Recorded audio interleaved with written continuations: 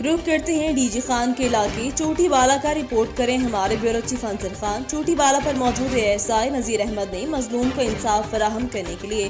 30,000 روپے بٹور لیے۔ تفصیلات کے مطابق چوٹی بالا کی چوکی پر تعینات ASI نذیر احمد نے FIR کاٹنے کے لیے 30,000 روپے رشوت دی۔ پیسے لینے کے بعد بھی مظلوم کو انصاف دینے کے بجائے اسے حوالات میں بند کرنے کی دھمکیاں دینے لگا۔ مزید جانتے ہیں مظلوم کی زبانی۔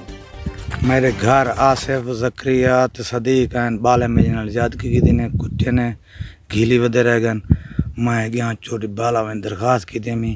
او آئے نظیر موقع تے آئے موقع ڈیٹے تھی بندیاں کو پکڑے تھی آصف کو تے نہیں کو صدیق کو بلا وہ آخی تھی تساں جلو میں انیرا پہ سخی سروار اوڑے سخی سروار تو نیتے تھی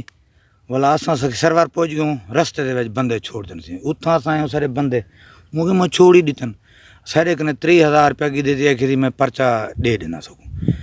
بلا اساں گیوں میں جو گیا 2-3 دفعہ میں کو